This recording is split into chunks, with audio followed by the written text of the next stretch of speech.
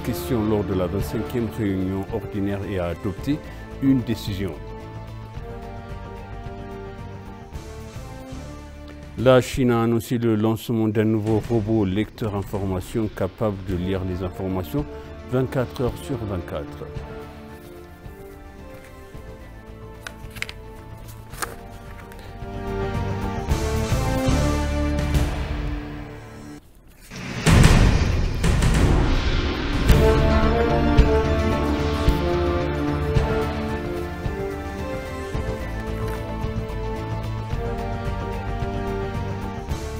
Bienvenue chers téléspectateurs sur EBC, c'est moi Zalal Mourkana avec le journal.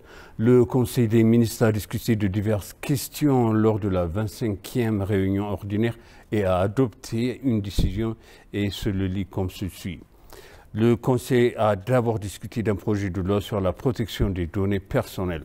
Après une discussion approfondie sur le projet de décret, le Conseil a décidé à l'unanimité de la transmettre à la Chambre de représentants du peuple pour approbation en ajoutant des ressources. Le Conseil a discuté du projet de loi sur la gestion et l'utilisation des terres rurales et comme il est nécessaire d'établir un système de gestion et d'utilisation de terres rurales pour adapter le niveau de vie des agriculteurs, des semi-pasteurs et des éleveurs aux conditions économiques, politiques et sociales que le pays a atteintes. Le Conseil a discuté du projet de loi sur les zones économiques spéciales qui estime qu'il est nécessaire d'accélérer la croissance économique de notre pays en transférant le système de parcs industriels existant vers un système de zones économiques spéciales.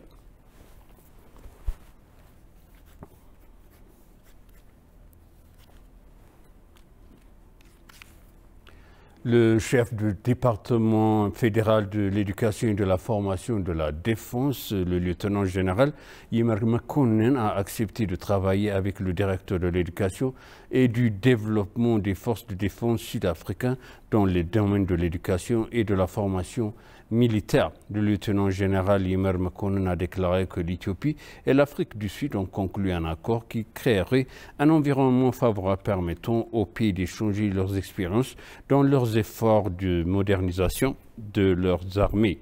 Le directeur de l'éducation et du développement de l'Afrique du Sud, le général brigadier Zodi Sawa, a rappelé que la contribution de l'Éthiopie à l'indépendance de l'Afrique du Sud était significative.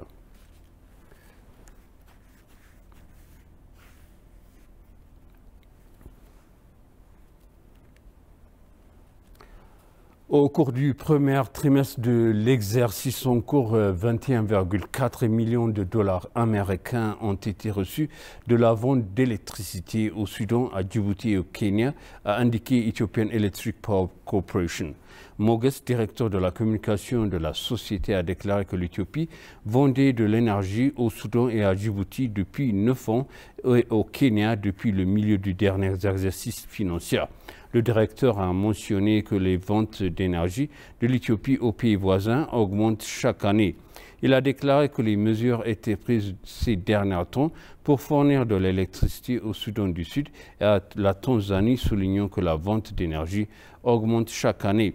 Selon ENA, l'institution prévoit de réitérer 20,16 milliards de billets au marché intérieur de l'électricité au cours de l'exercice budgétaire.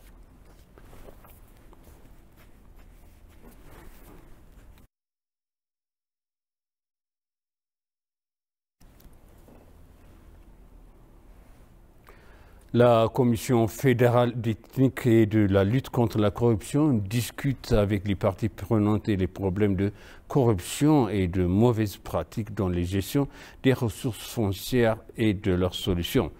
Dans le discours d'ouverture du débat, le ministre d'État chargé d'urbanisme et de l'infrastructure, Degan, a déclaré que l'occupation illégale des terres constituait un défi majeur dans la ville.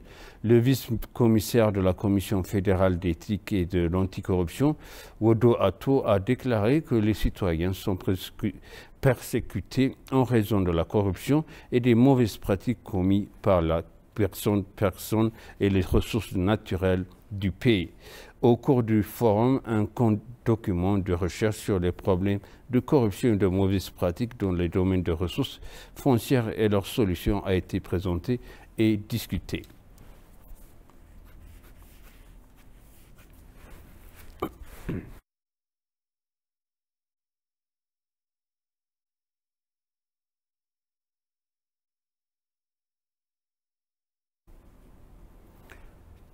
Les cyberattaques sont devenues l'un des problèmes les plus urgents auxquels l'humanité est confrontée dans le monde, comme la catastrophe naturelle et les épidémies de conflits et des déplacements. Bien que le cyberspace joue un rôle plus important dans la relation du travail des êtres humains et de la mise en œuvre de nouvelles procédures, il ne fait aucun doute qu'il s'agit d'une menace pour les institutions financières et sécuritaires ainsi que pour la souveraineté des pays. Selon les données de 2023, le monde sera confronté à une perte de 800 milliards de dollars à cause des cyberattaques. Ce chiffre devrait atteindre à 10 500 milliards d'ici 2025. Selon Solomon Soka, directeur général de l'administration de la sécurité des réseaux d'information, il s'agit d'une menace sécuritaire complexe aux multiples facettes et imprévisible.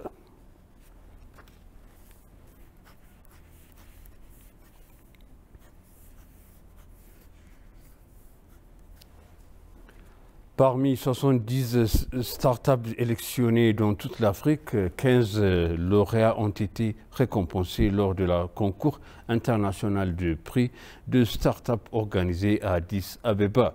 Parmi les gagnants figurent Coffee Resurrect, une start-up éthiopienne engagée dans le domaine de la technologie verte du café.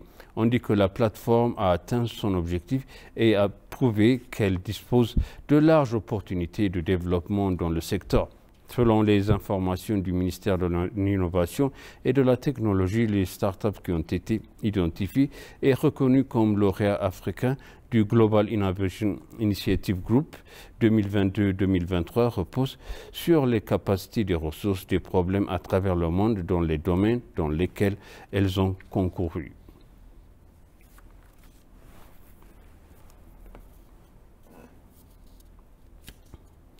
La Chine a annoncé le lancement d'un nouveau robot lecteur d'informations capable de lire les informations 24 heures sur 24 qui, selon elle, a été développé dans le domaine de l'intelligence artificielle.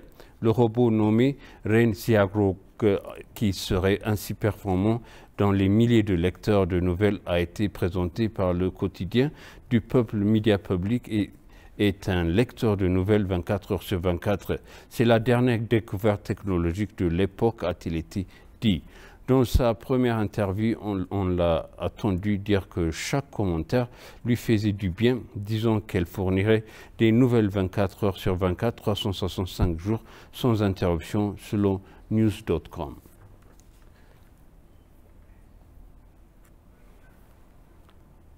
Et maintenant, je rappelle les titres principaux. Le Conseil des ministres a discuté hier de diverses questions lors de la 25e réunion ordinaire et a adopté une décision.